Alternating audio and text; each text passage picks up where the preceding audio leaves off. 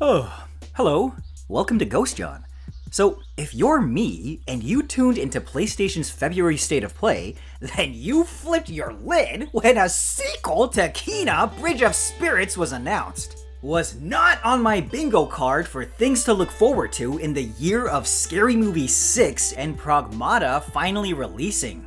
Part of my surprise stems from how quiet the studio, Ember Lab, have been. Kena Bridge of Spirits was released over 4 years ago in September of 2021.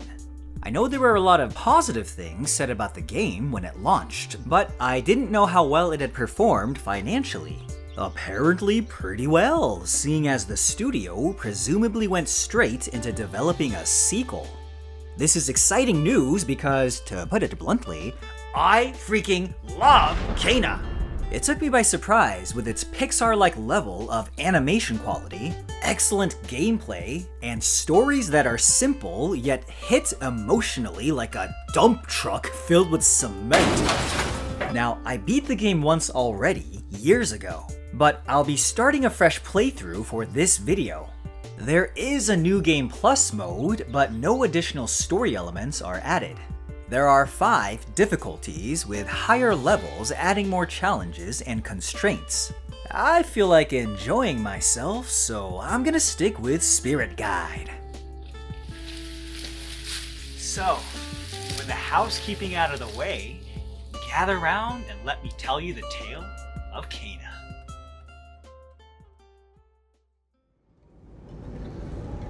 The game starts with some text explaining that masks are carved to honor the dead. As time passes, they slowly turn to dust, symbolizing a spirit's peaceful journey to the next life.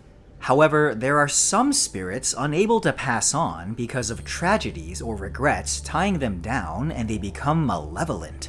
These spirits need the help of a spirit guide. Jeez! Little warning next time! This is Kena, a young spirit guide and our main heroine. Immediately, we're jumping into a tutorial. We can press L1 to pulse. Let's give it a go. As we make our way through this dank, dark cave, we see spirits walking around. A giant door blocks our path. I try pulsing near a crystal, but nothing happens. I noticed a ghost standing on a plate of some kind, so stand on it and try again. And boom, open sesame. A bit further down, we come across another entity. This one looks different. Why have you come? I sense suffering here, Spirit. Do you need help? You know nothing of suffering. Okay, first of all, how dare you? Second of all, you don't know me! Turn back, spirit guide. Oh, alright, a combat tutorial. R1 is used for light attacks, and R2 for heavy attacks. You can execute combos by pressing the same button repeatedly. Kena can also dodge by pressing circle. She'll lunge out of the way like an acrobat. It's not quite like a Dark Souls game though. The iframes are meager, and you'll more often than not find yourself getting smacked. So your timing has to be precise. Yes! Yes! After clearing out all the enemies, we need to open another giant door. You pulse some crystals to power it on. Get used to this because you'll be doing it a lot. With the way open, we finally get out of these caves. Ooh, that is some nice lighting. And the leaves, nice touch. Oh, finally, some fresh air. Wow, the environment is breathtaking. Seriously, this is some of the most visually appealing arrangement of plants, trees, and lighting that I've ever seen. What? Is that ghost children? What are they doing here? I saw him here somewhere. They're tiny! So cute! What the hell is that? Why is everything in this game so cute? Oh, they caught him. Come on, little guy. Nice maneuver. Good idea. Hide. Hi there. You know, ghost or not, that's probably the realest depiction of a kid meeting someone new I've seen in a video game. Well, the little guy seems a lot less shy now that the kids are gone. I guess it's called a rot? You can pulse to get it to stop and then interact with it. Oh, little guy's got hair too. Hi.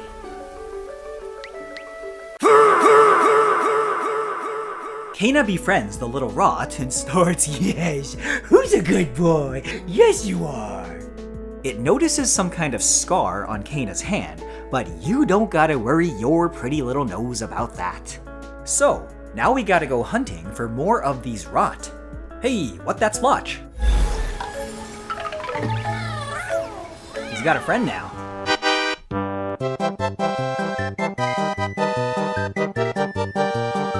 They're hidden in pretty clever ways. One's hidden in the text carved into a statue, and another one is hidden inside a lamp.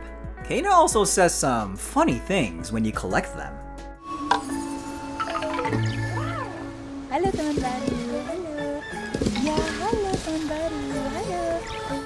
I actually think she's speaking Balinese, maybe? You can interact with the rots and make the little one do a few actions. Oh, thank you. It's fun to try at least once.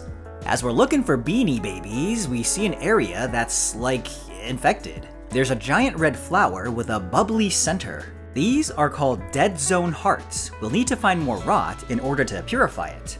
So it's back to searching, and BAM! I'm on rot number 5! When you collect a certain amount of rot, you gain a rot level and a rot action. Now that we're level 1, we can use the rot to do stuff. I'll explain later what these little guys are capable of, but for now, let's go purify that dead zone heart. When you see the rot icon appear over something, you can use the rot. There. Let's give it a little pulse. Phew, much better. Man, the detail in the plant life is gorgeous. Alright, a couple more tutorials. You can grab onto ledges, move across them, and jump. You know, I've always wondered how hard it is to climb like this.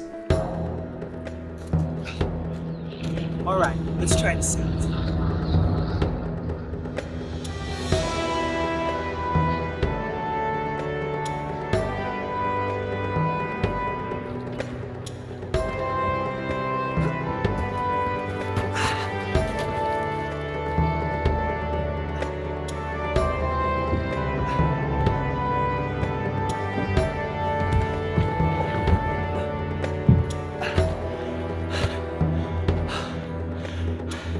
Turns out, it's actually not so easy. Now that we have the rot, combat works slightly differently too. The rot apparently scare easily, so every time we get into a fight, they'll scatter. We have to build the courage meter back up to get them to perform any actions. You can build courage up by attacking enemies and by collecting the yellow orbs some enemies drop. Once you do, you can send them onto enemies to tie them down. They'll keep coming, so once we build that courage, send out those rots and blast that heart.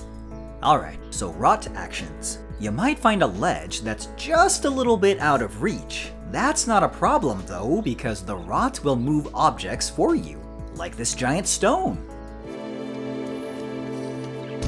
Thank you!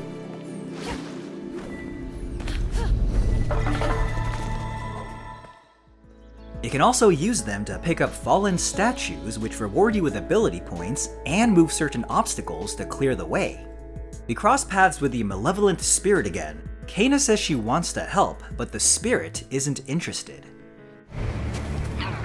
Yeah, get him!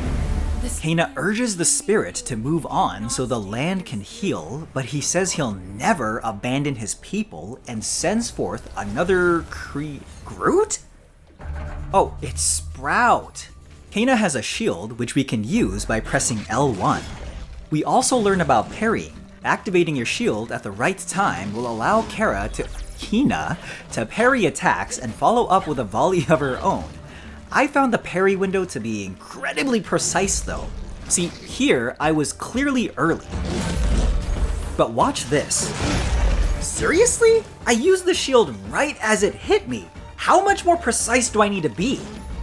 I also need to mention that the combat doesn't quite feel right. When attacks land, they feel incredibly light. There's no weight, almost like your staff is just moving really quick through them. Combined with the hollow thunk sound effects, there's a lack of impact. Well, we clear the area of the corruption, the rot come out of hiding, and we finally catch up to those tiny twins. The one on the left is Saya, and the one on the right is Benny. Kena asks them a few questions, and we finally find out her motivation for coming to this land. She's looking for something called the Sacred Mountain Shrine. Saya says she'll take her there, but that they need our help first. Their brother Taro is trapped in the forest, and they want us to free him. The twins lead us towards their village, and wait, are they twins? The official Ember Lab Twitter, confirms that they are in fact not twins, and Saya is a girl. So we get to the top of the stairs, and wow. Man, is it just me, or does the music give off major Avatar vibes? The art direction in this game is spectacular. I'll take beautifully stylized artistic direction over graphical fidelity and realism any day of the week. We take a path all the way down and reach the village. Eesh, this place has had better days, huh? A short stroll forward is a dead zone heart. We knock some heads, pop some evil pimples, and then purify the central heart. This place will bounce back in no time. Ooh, what's that? Let's check it out. Oh! You can buy hats for everyone! What do you think? No? How about this? Yes! So you can spend crystals that you find to buy and equip hats on our little rot buddies. You can also get outfits for Kena, although I guess you gotta find them first. When we catch up with the siblings, they're standing in front of a barrier that we can't pass through. Saya suggests talking to a Zaju who can be found at the Mask Shrine. Alrighty then. Hey Zaj, ya home? The rot seem quite fond of you. I guess that's him. They're usually timid. Kena tells Zaju that she's looking to gain passage to the mountain shrine. He explains that the village is tied to the power of the shrine. However, the shrine's power has long since faded. There are spirits linked to the village's tragedy who refuse to leave. If we want to get to the mountain shrine, we'll first have to help them move on. Zaju continues on, explaining the significance of carving masks to help guide spirits onto the next life. Kena spills a little lore, revealing that her father was also a spirit guide, which means she's aware of how unruly spirits can become when they refuse to leave. Zaju hands us Taro's mask, which means we can dispel the barrier.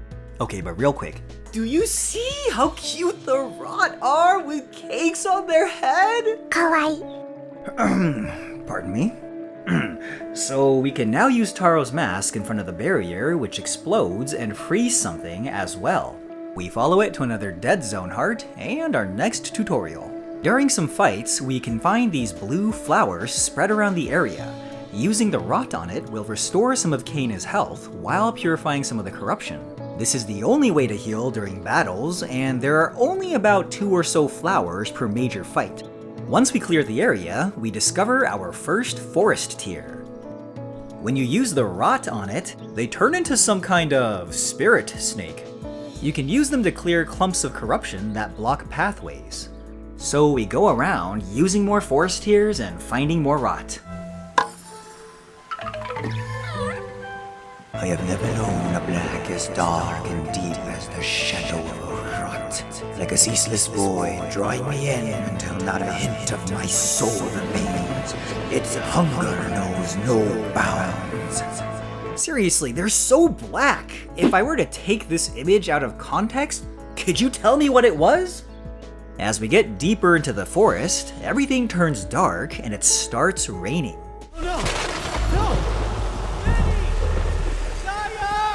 That must be Taro, and this must be where his soul got trapped. We continue following the golden light, which leads us deeper and deeper into the forest until a giant dead tree comes into view. The light slams into the ground, revealing a pattern. Using Taro's mask lets us get a glimpse into his memories.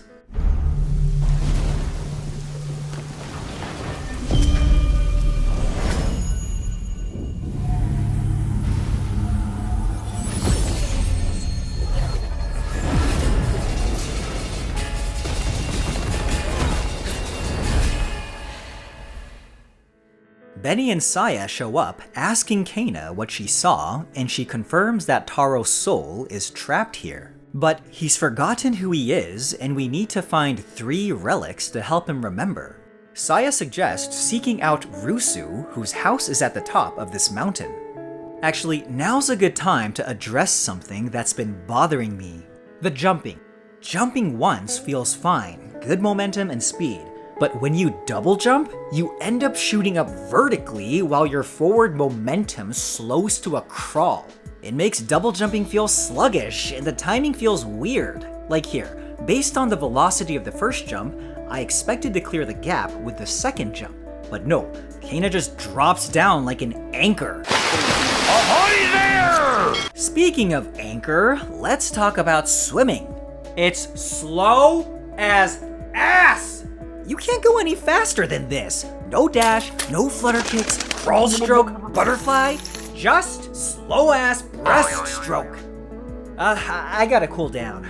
Let's take a moment to appreciate the music.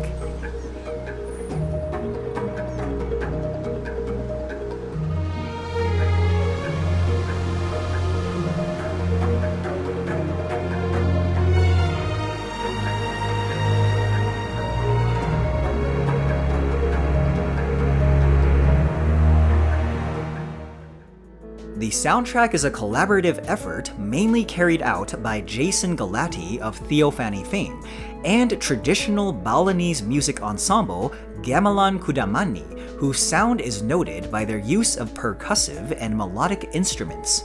For those unacquainted, Bali is located in the beautiful country of Indonesia. I've never heard Balinese music being used as inspiration for a video game soundtrack. Because of that, Kana's music has such a unique and mystical sound. It perfectly complements the themes of nature and spirituality present throughout the game. Okay, break over. Back to climbing things. This literally just looks like Uncharted. Finally, we make it to Rusu's house, but it's been completely infested and we'll need to find a different way around. There's a simple puzzle we need to solve to gain access to a door. We find a broken crystal, use the rod to move it to a specific spot, and now when we pulse, it'll reach the door, which leads to a dark cave. At the end of the cave is our very first boss fight. Ew, this one looks creepy. Ah, you missed! Oh, wait. The Kappa will throw red balls that summon weaker enemies, which is good because then we can pick up those delicious golden drops of courage. It'll keep disappearing into the ground and appear somewhere else, which is annoying because I just really want to kick its ass! I found it effective to use the rot to hold it in place and then give it a good ass beating. Do this enough times and it's a donezo. There's an elevator tucked in the back here that we can ride up to the surface, travel all the way up the mountain, and finally we meet Rusu. We brought our friend Kana. She's here to help Taro. He starts explaining how everything here is connected to the power of the mountain shrine. But like with all things, the mountain shrine follows a cycle, and its power began to fade from the land, striking a famine on the village. Taro and the siblings lost their parents, and so he had to look after them. Kena explains that she needs to get through the corruption at Rusu's house to access one of Taro's relics. Rusu then takes interest in our staff.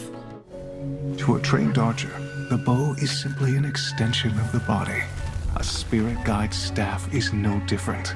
Oh snap! Are we shooting arrows now? Feel the energy of the mountain. Oh, we got spirit strength! He's pulling back! Yeah! We're gonna be shooting shiny blue arrows! Spirit guide, let's go! Immediately, a few targets shoot up, and we get a chance to practice. It's quite simple. You hold L2 to ready your bow, then press and release R2 to shoot. You can hold down R2 to increase the power of your shots. Oh, didn't know that would happen. Let me try again. There we go. Wow, great shot. This is great! I can shoot things I couldn't reach before. And look at that, a hidden rot. And I leveled up. Now that we have the bow, this is a great time to talk about upgrades. As we progress the game, we can accumulate karma by doing things like feeding the rot berries that you find, or standing up fallen fox statues. You can then use your karma to upgrade Kena's abilities. It's standard stuff like getting a stronger shield, increasing your max arrow capacity, and even unlocking new moves. The Rot column is reserved for unlocking super moves where you can use one Rot action to supercharge an attack. More on that later. The first ability I opted for is this one where you start each fight with one Rot action already charged up. The old man has got a whole boot camp set up so you can stick around and practice shooting targets if you want. When we're ready to move on, we slide down this path into the next area. Perfect time to test our new bow. Bruh. Fighting with the bow feels good. It's snappy and responsive. The only downside is that you run out of arrows pretty quick. Oh, what the? Are you throwing spirit turds at me? You damn dirty ape!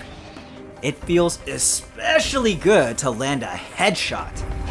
Headshot. Alright, it's time to blue Gogurtify that flower. Shooting that target, chill it with the bridge, and yeah, oh Jesus! Yeah, not making that. Hey, what's that? Wonder if I can shoot it. Oh, that was awesome! This glowing blue circle is a meditation spot. You can meditate here to increase your health. I always love these because they're actually really relaxing.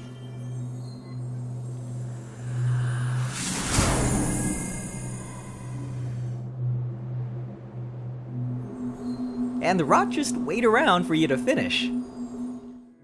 Alright, that was good.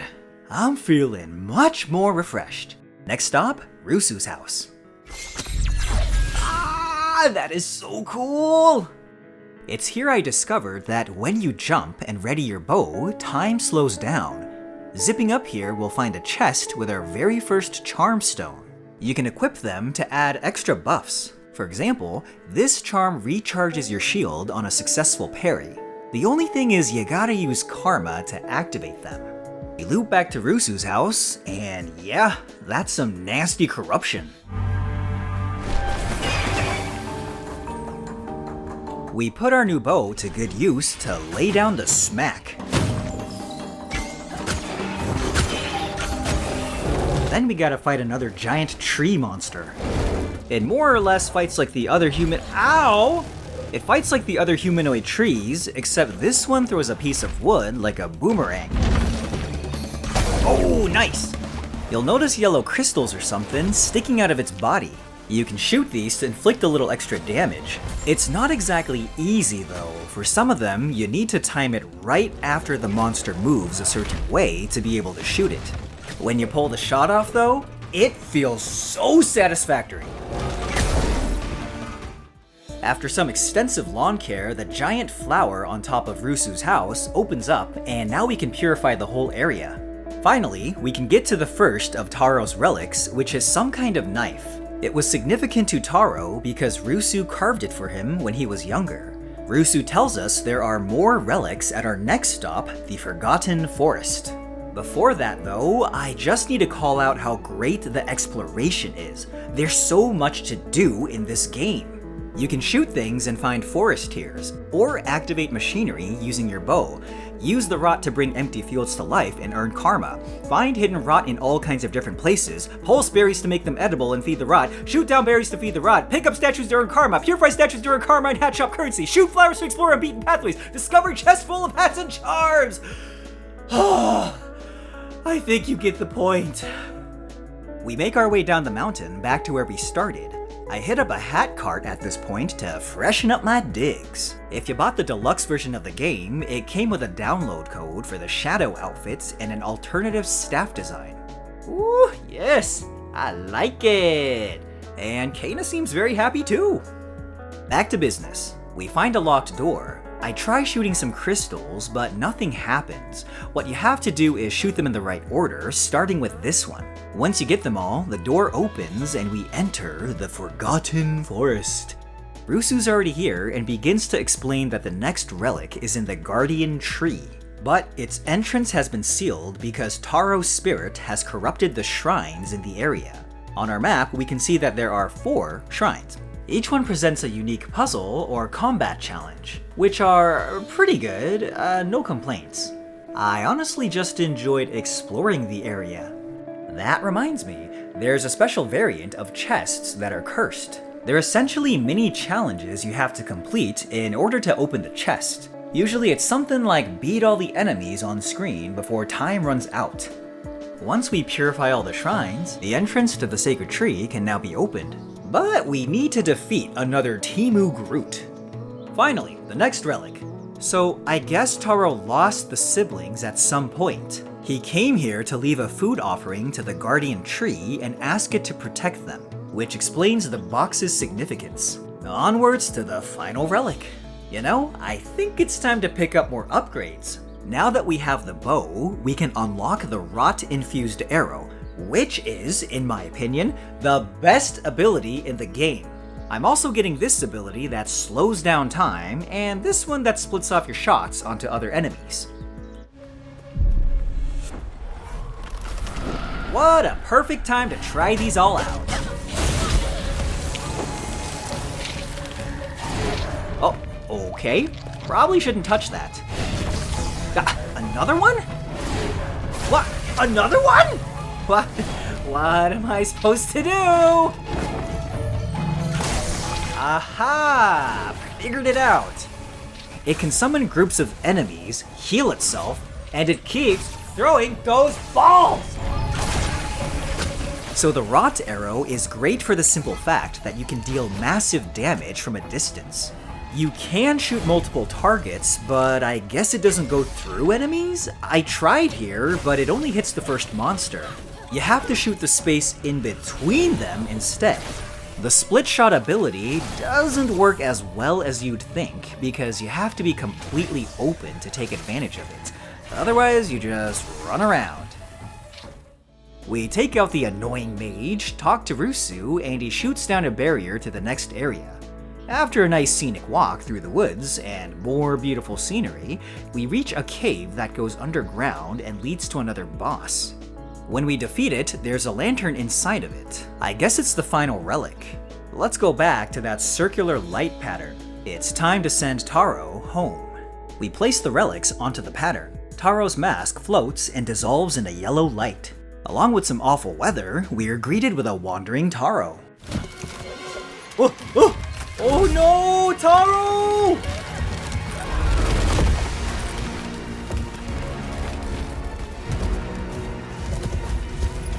Sir? I think you're looking for this game.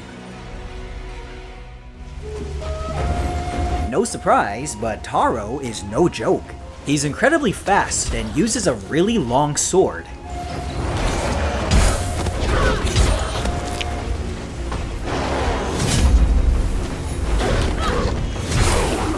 his second phase, he starts running around on all fours like a beast and comes at you even harder.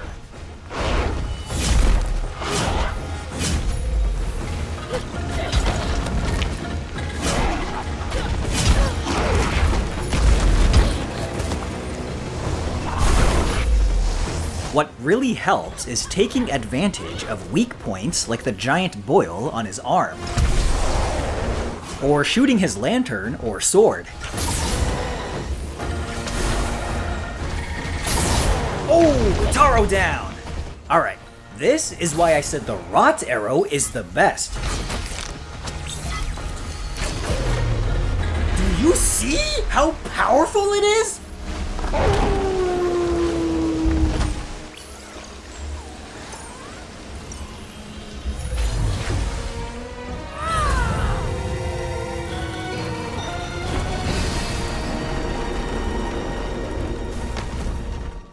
It seems that after purifying Taro's corrupted form, he's now back to his old self. When we talk with him, we finally get his story. As the sickness spread throughout the village, Taro's parents passed away.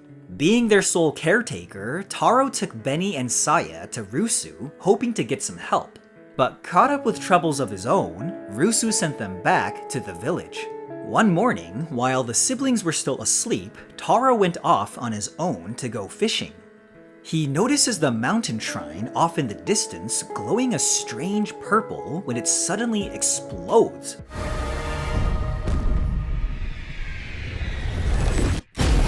Boom!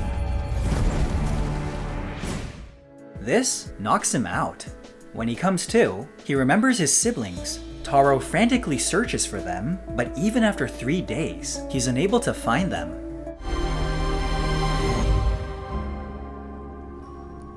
Even now, it's hard to forgive myself. Taro, the children know how much you care for them. What happened in the village wasn't your fault. You will always be their older brother, and they still need you.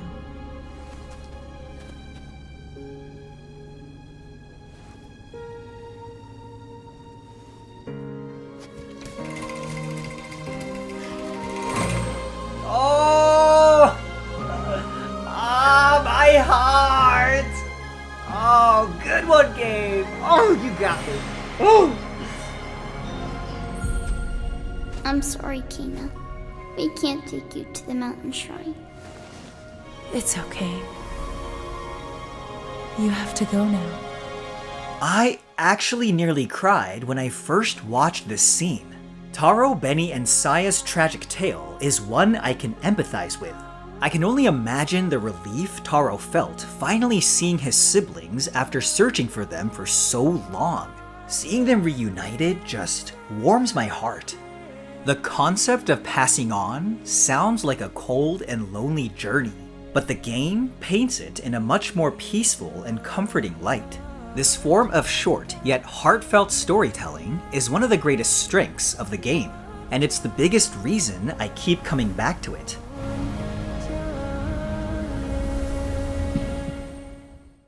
With Taro's spirit freed, I guess we should go back to the village to pay our respects. Good to be back at the village. There are 2 things I want to touch on before continuing. The first is spirit mail. All around the village, there are these weird spooky barriers accompanied by an empty mailbox. When you find mail, you gotta find the right house to return it to. Once you successfully deliver it, the barrier dissipates away. You bring peace to the household and get rewarded for your efforts. The second thing is trials. Interacting with this stone at the Mask Shrine allows you to attempt unique challenges. There are all kinds of trials like target practice, obstacle courses, fighting waves of enemies, and even boss battles. It's a fun way to put your skills to the test and see just how good you are. Alright, we hit up Zaju and the 2 talk about Benny, Saya, and Taro's passing. Then he points us to our next spirit in need, a skilled woodsmith by the name of Adira. We use her mask to dispel the barrier leading to the west part of the village. Eventually we see a giant wooden door, pulse to power it on, and enter through it into a cave or something. At the end is another huge-ass door. When we try to power it on, nothing happens. We are then visited by a friendly spirit. You're going to need more power to get that door moving. Say hello to Hana. She gives us a little backstory on how Adira and her tried to harness the power of the mountain shrine by building all kinds of contraptions to sustain the village. She then teaches us how to create a bomb. A bomb? Oh, phew! Oh, I thought it was gonna... This bomb isn't just a bomb. There are rubbles of Adira's creations all over this part of the game. Exploding a bomb on the rubble will, for lack of better words, bring it to life, allowing you to jump on it. You can even throw a bomb and detonate it with an arrow. It's useful in combat too, because you can pull a halo and stick enemies with it. Work.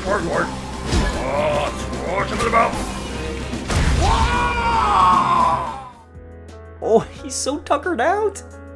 So we explore the area to find strange machines. We bomb it, then need to configure it in the correct order. Do this twice, and now the doors got power. We pulse it open, but Adira, what have you done? oh, yeesh. This is literally that meme of Donald Glover coming back home to a fire. Yeah, place is not looking so good. Everything's on fire, and there's an ominous tower in the distance. We follow Adira's spirit to the base of the tower and see another one of those stylish ground tattoos. Then we meet the myth, the woman, the legend, Adira.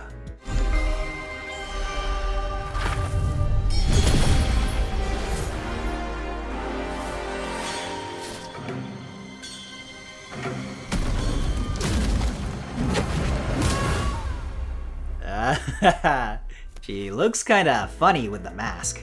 Just like with Taro, we need to go around searching for Adira's relics.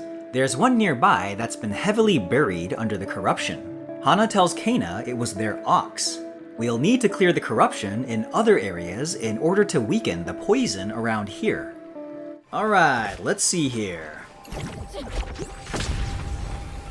How do I get up here?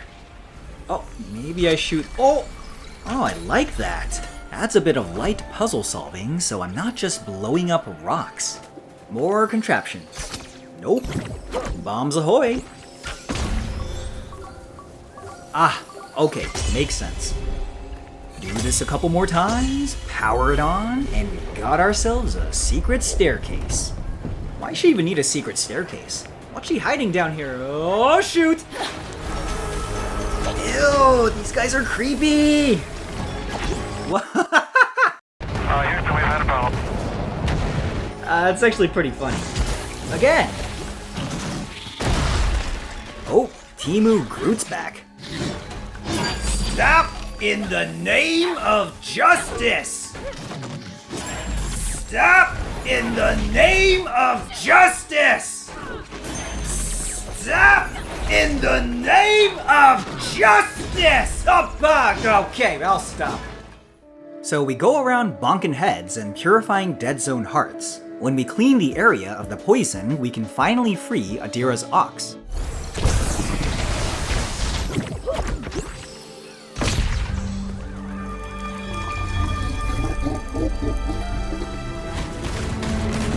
Damn, she built that?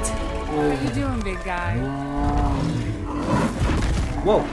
Hey, excuse me, little guy's here. Now that we've freed Rufus, we get Adira's first relic, a bell of some sort. Phew, he's huge. I wonder if you can ride him. Hup. Hup. Oh. Is that supposed to happen? Did I break the game? The second relic is nothing special. Fight more enemies and purify a heart. This time the relic is Adira's hammer. Getting the third relic is a little more interesting. It's located underground at the village heart. There are some pretty great platforming sections where we have to put all our abilities to use.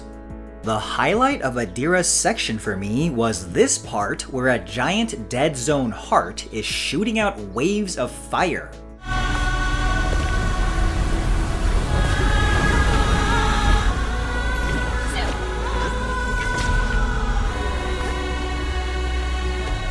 It's not hard, but the music and the visuals always stood out to me, effectively lodging this part of the game into my core Kana memories. Man, that flower is huge. It's kinda gross. Well, we purify it and get the third relic, the village heart. It's time to go free Adira. We make our way back to the base of the tower to lay out our relics. Adira's mask dissolves, and then the area becomes all gravity zero. Kana floats her way to a platform, and now we gotta traverse all the way up in this rain. When we reach the very tip top, there's a strange machine that starts flashing, and Adira finally appears. Looks like we'll have to smack some sense into her. Ow! Adira is a totally different fight than Taro. You can't just attack her directly. It's really obvious, but what you're supposed to do is destroy the core of that machine to weaken her shield.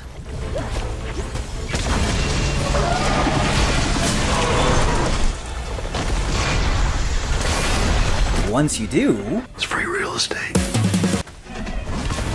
Whoa, things are getting hot in here. She repairs the core thingy, so we'll have to destroy it again. Once we do this 3 times though, it's gone for good. This prompts Adira to spice things up a bit.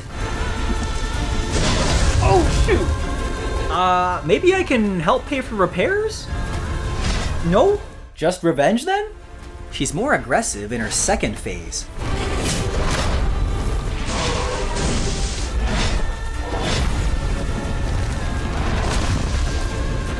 She's also durable as hell, and attacks barely hurt her.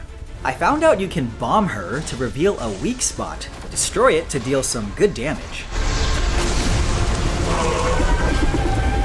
With patience, we finally calm her down and purify her spirit.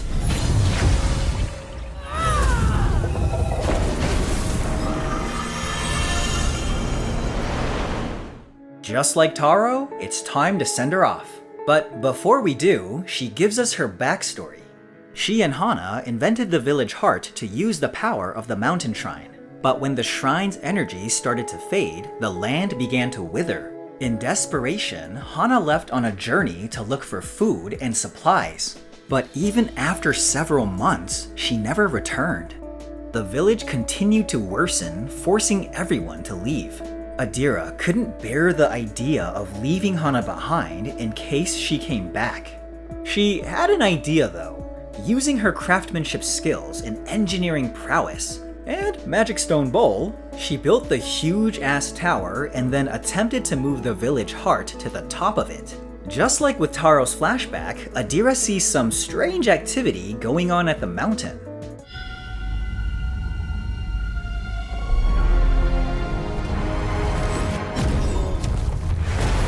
Oh! Bye-bye, spirit! Oh no.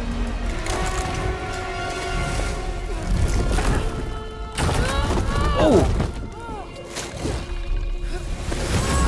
What? No freaking way she held onto that! Her arm would have been popped off like a cheap action figure!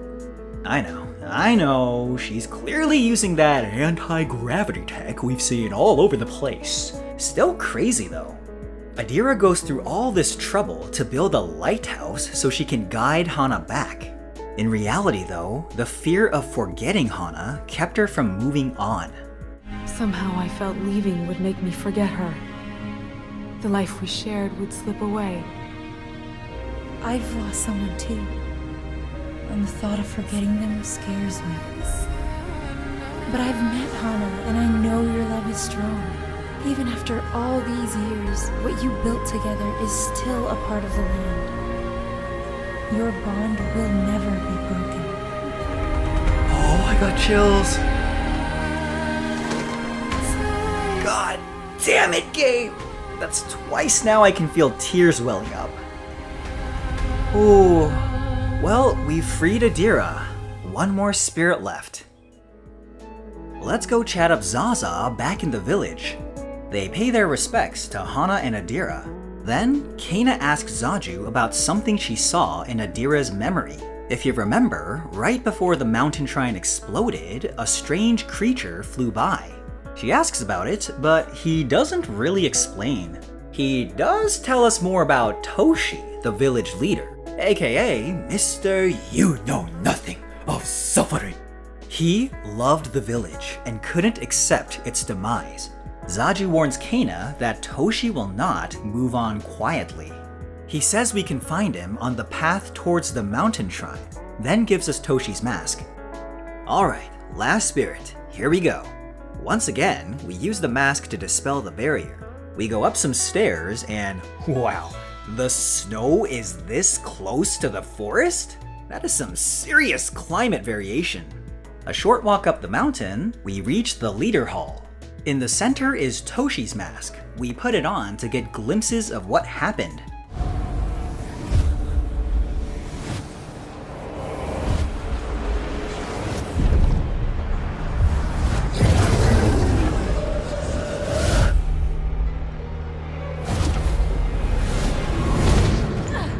Whew, that memory was awful. You have come far, spirit guide. Hey, it's Toshi. He asks Kana what she's really looking for here, and then does a little flex.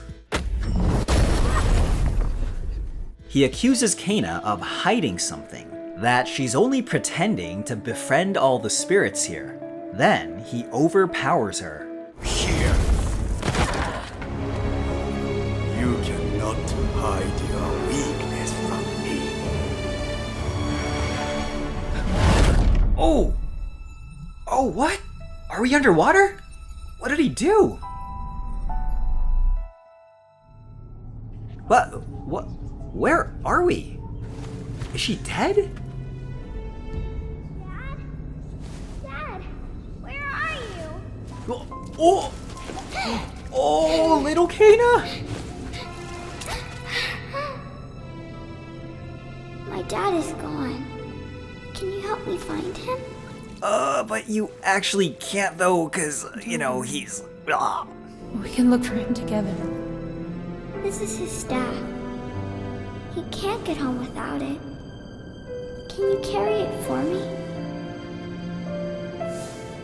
Oh my god! Oh, this is killing her! Oh, what's going on?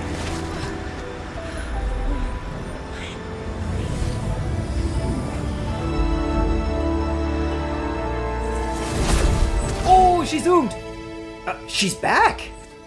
You've traveled a great distance. Crossing over is no easy task. Oh, that's what happened. Toshi's spirit. Zaju tells Kana that the reason she failed isn't because Toshi was strong, but because of unresolved conflicts within herself that he feeds upon. She then reveals the true reason for her seeking the mountain shrine. When her father was alive, he told her stories of the shrine and its connection to the spirit world. After his passing, she set out to look for the shrine, hoping it would make her a better spirit guide. Your father would be proud of who you've become. Aw, isn't that just so sweet? So Zaj finishes telling us Toshi's story. He slayed a sacred creature which upset the balance of the region. It looks like he's hid his relics in the spirit realm. We'll have to find gates around the village and dash through them to enter the upside down. I mean, spirit realm, excuse me. Well, here goes nothing. Ooh, we made it. It doesn't look all that spirity. It's just the forest at night. So visually, it doesn't look all that unique. But in the spirit realm, we do get to put our new dash move to good use. You'll now see enemies that have a purple hue. The mage here, for example, can take away a significant amount of your health with some kind of purple charge move. What you're supposed to do is dash right through it to stop it. There's a different enemy that you can't hit until you dash through it. It's not major, but I thought it was a good way to add even a little bit of variation to the combat in the late game. You also gotta dash through purple gates to get from place to place. To sum up the spirit realm, it's just a gauntlet of obstacle courses and combat challenges. Each path is also fairly short. However, the platforming in these sections is some of the best the game has to offer. At the end of each path are also some really good boss fights that will test your abilities. The Mask Maker is probably the toughest. It's incredibly swift, will always use chains of attacks, summon weaklings to fight alongside it, and throw in some surprises too.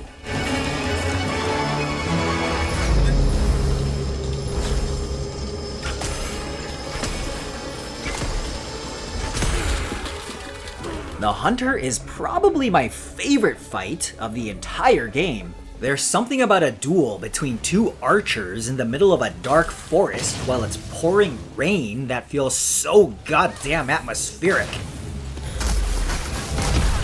That was a bad call. Man, stay still! Alright, that's it. I'm leaving. Oh, come on! Damn it! Damn it! Oh, there we go! Special delivery for asshole Archer. Bruh. Oh, what the frick? I don't want it back! What an idiot! Oh shoot, oh shoot, oh shoot, oh shoot, oh shoot, oh shoot, oh shoot! Phew! The Warrior is the most straightforward. It mostly attacks just using raw brute strength. But this is where I discovered something really interesting. Shooting it in the head does absolutely nothing. But if you shoot it in the dick, he just stands there and takes it. Backside's looking a little lonely. Haha, that never gets old. Oh man, look, I'm sorry I did that. I'm sorry I did that! Excuse me, sir. Your membership to the Pen 15 Club has expired, and I must revoke your access immediately. Fine, take it. You can have my member's card. Once we collect all 3 relics, you know the drill. We return to Toshi's offering circle, his mask goes, and we face the man one-on-one. Before the fight though, Kana drops one of the hardest lines in the game. It's time, Toshi. Ooh, she's like the Grim Reaper.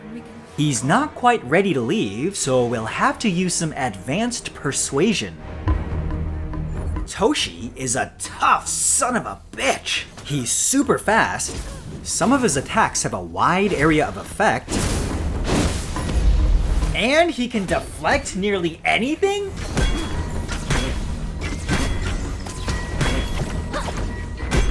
How the hell am I supposed to hit him? So, yeah, difficult boss. Probably the hardest in the game. But legend says he has one weakness. It's one we discovered in a fight not so long ago. Just shoot him in the dick! How's that feel, Toshi?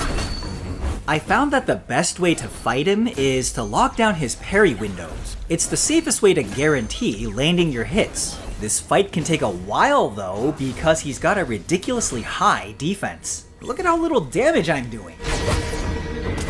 There's really no shortcut or trick, you have to beat him down little by little. Your reflexes need to stay sharp until the very end. A little arrow to the face, and unload.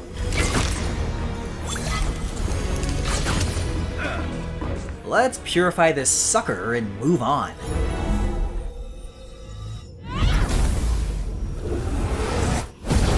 What? The rot are quite powerful, but I have faced them once before.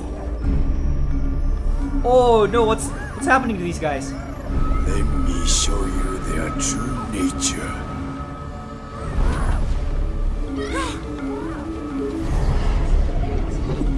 No! He took them all? Bastard! Well, there's a purple gate in front of us, so I guess we just dash through it. Whoa, where is this? We finally made it! This place looks awesome! Again, the superb art direction really makes environments like this pop. You gotta walk towards the light in the middle. When we get close, it starts to flash red. Oh, hey guys, snap out of it! Oh boy. So the final boss is Corrupt Rot God. Hang on, are you saying that? This is that? It's a pretty easy fight once you know what to do. You gotta pop the gross pimples on the Rot God's body. However, there's a slight twist. After popping a few of those pimples, the Rot God falls backward and we get teleported to an empty pocket of space. We then have to deal with waves of enemies. When we get rid of them all, a bubble rises from the ground with some of our Rot buddies trapped inside. Smash that thing up to recruit them back to your side. Zooming through the gate brings you back to the Rot God so we can finish the fight. Oh! Wait, what's going on? Well, why can't I move? Why can't I move around? Oh, come on, that's real fair. The boss can just toss me out of the ring where I slowly die from poison before I can get back in? And I gotta start over? So, yeah, this is a major problem with the fight. Every time you die, you have to fight through the Rot God's first phase, then go through the same wave of enemies, free the Rots, and then continue with the rest of the fight. And like you just saw, you can get cheaply one-shotted by the boss with one small mistake. This makes the fight incredibly tedious as you have to repeat the same parts over and over again. Now sure, maybe if you're really good and don't die, you only gotta do everything once. And that's not so bad in itself, but that wasn't my experience. My patience was tested. After making the god faint a second time, you get thrusted into an obstacle course. I made my way up to the top, only to get stumped on where to go next. I tried going back down where I came from, only to fall into an abyss of regret. Thankfully, you don't die instantly and can keep trying until you succeed. These rock platforms start falling if you stand on them for an extended period of time. At this part, I took too long and fell into the abyss. The level loads back up, I start making my way forwards, and beautiful! A platform randomly just sinks down, making it so I can't progress. Well, I figured out that I just had to jump forward at the part I was stuck on, and I was able to make it to the end. Free the rest of the rots, and it's back to the boss.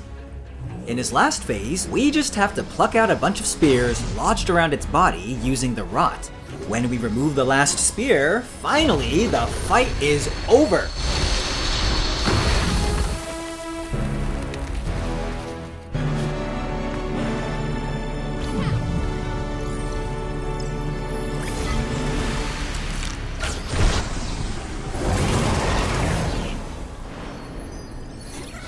Oh, thank God.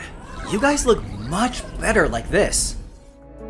Alright, Toshi, it's time. We finally get his whole story. As we know, the mountain shrine's power faded from the village. As the village leader, Toshi had to take care of his people, but being unable to do anything made him feel helpless. Presumably, Zaju had told Toshi to do nothing, and this frustrated him. Zaju explains that the creature is connected to this land and that its existence and the famine are all a part of a natural cycle. The land needs time to heal, and it's time for them to look for a new home. This agitates Toshi, and he becomes dead set on killing whatever this creature is. Oh no! Did he just... Zaju, no! Dude, you need to chill out! You can't just hit the elderly like that! Toshi goes to the mountain shrine to confront the creature. He asks why it's punishing them. He pleads for an answer, but, like, it's an animal, right? So it doesn't speak English. So of course, it doesn't say anything. But Toshi is only operating on rage, so he doesn't understand that and provokes the creature.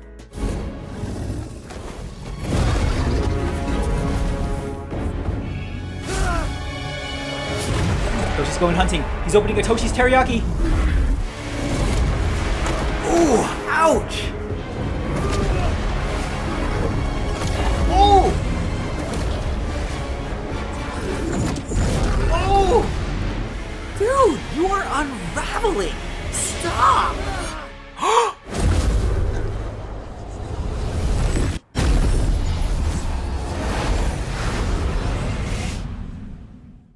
So there's the full picture. Toshi killed the rot god out of desperation to save his people, and that led to the destruction of the village. Toshi regrets his actions and gets a little candid with Kana. Fear drove my actions, and I destroyed something beautiful. If I had just listened to Zajiro, how many could have been saved? Then, Kana chimes in with some wisdom. Your torment has lasted long enough. Nothing will change what happened here. You must forgive yourself so the land can heal. Come, Toshi. Oh, Zaju stayed for Toshi. I know I won't shut up about the story, but it's this kind of writing that engages me in each scene, allowing me to feel the motivations of each character even if they don't always speak their mind outright. There's only one more thing left. Goodbye, Kana. There is only one spirit left for you to help. Whew, I've been dying to meditate here. I hear the energy here is like nowhere else. You sleep better, look younger, and okay. I'm getting excited. Let's focus. Goodbye, little friend.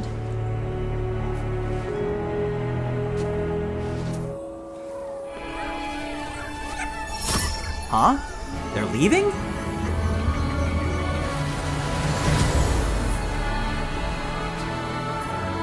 Oh, it's becoming whole again. Oh, here we go. She's going inwards. Could you keep it down? Trying to meditate here. Here it comes. What the... What happens next?